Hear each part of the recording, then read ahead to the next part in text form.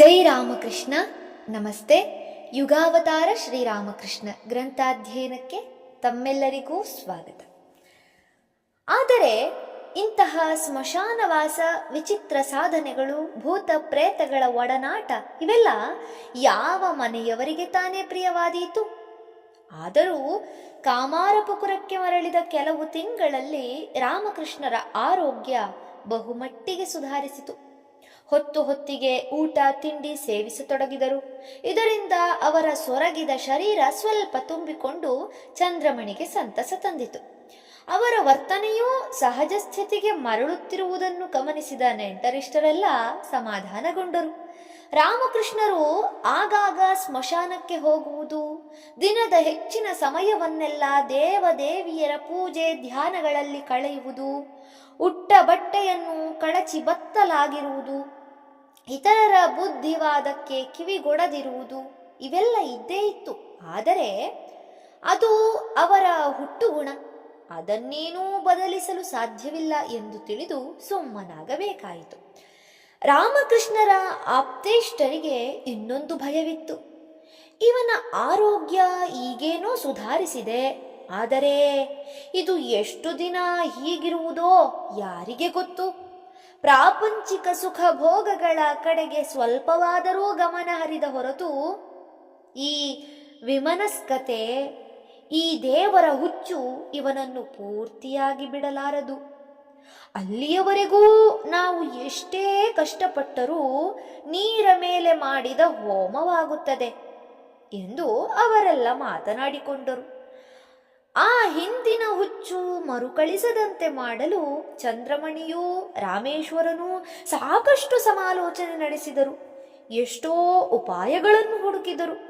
ಹೀಗೆ ಸಾಕಷ್ಟು ಬುದ್ಧಿ ಓಡಿಸಿ ಚರ್ಚೆ, ವಾದ ವಿವಾದಗಳನ್ನೆಲ್ಲ ನಡೆಸಿದ ಮೇಲೆ ಒಂದು ದಿವ್ಯೌಷಧ ಗೋಚರವಾಯಿತು.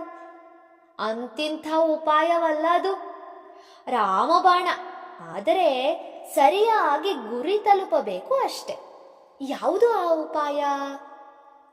ಮದುವೆ ಮಾಡಿಬಿಡುವುದು. ಹೌದು, ರಾಮಕೃಷ್ಣರಿಗೀಗ 23 ವರ್ಷ ನಡೆಯುತ್ತಿದೆ. ಒಳ್ಳೆ ಏರು ಯೌವನದ ಸಮಯ. ಗುಣವತಿಯೂ ರೂಪವತಿಯೂ ಆದ ಹೆಣ್ಣನ್ನು ತಂದು ಮದುವೆ ಮಾಡಿಬಿಟ್ಟರೆ ಹುಡುಗನ ಹುಚ್ಚು ಬಿಡಲೇಬೇಕು. ಆಮೇಲೆ ಅವನ ಮನಸ್ಸು ಎಲ್ಲೆಂದರಲ್ಲಿ ಸ್ವಚ್ಛಂದವಾಗಿ ಹಾರಾಡಲಾರದು.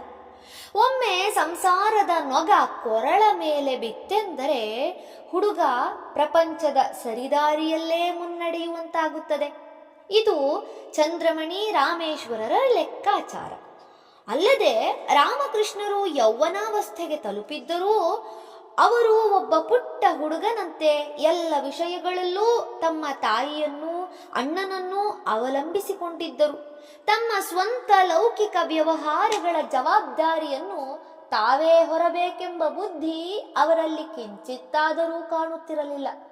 ಮದುವೆಯಾಗಿ ಪ್ರೀತಿಯ ಮಡದಿ ಮಕ್ಕಳನ್ನು ಸಾಕಬೇಕಾಗಿ ಬಂದಾಗ ಹೊಣೆಗಾರಿಕೆ ಬಂದೇ ಬರುತ್ತದಲ್ಲವೇ? ಇಷ್ಟು ಸುಲಭವಾದ ಈ ಉಪಾಯ ಅವರಿಗೆಲ್ಲ ಹಿಂದೆಯೇ ಹೊಳೆದಿರಲಿಲ್ಲವೆಂದಲ್ಲ. ನಿಜ ಹೇಳಬೇಕೆಂದರೆ ಆ ಆಲೋಚನೆ ಹಿಂದೆಯೇ ಬಂದಿತ್ತಾದರೂ ಅದನ್ನು ತಾತ್ಕಾಲಿಕವಾಗಿ ಬದಿಗಿರಿಸಿದ್ದರು.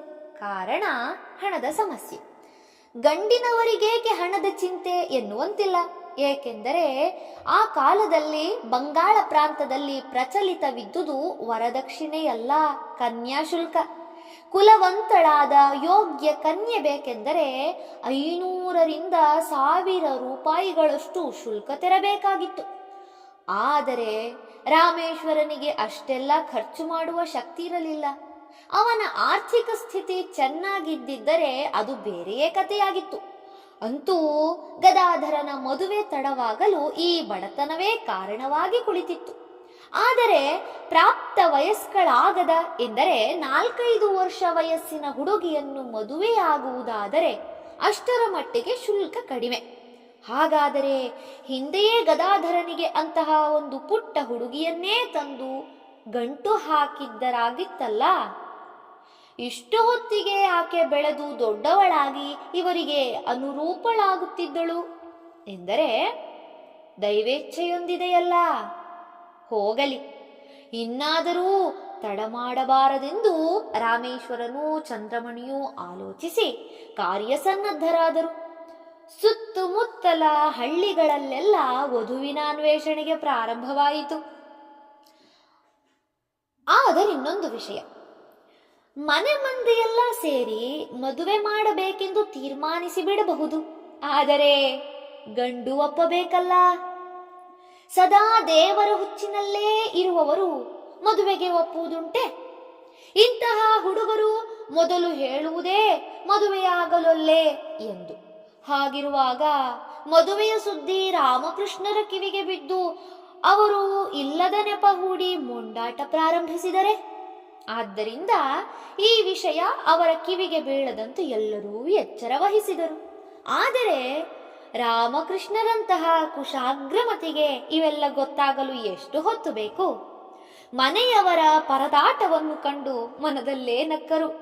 ತಾಯಿಯನ್ನು ಕೇಳಿದರು, ಏನಮ್ಮ, ಮನೆಯಲ್ಲಿ ಯಾವುದೋ ಕಾರ್ಯಕ್ಕಾಗಿ ಸಿದ್ಧತೆ ನಡೆಯುತ್ತಿರುವಂತಿದೆ, ಏನೆಂದು ನಾನು ಕೇಳಬಹುದೇ?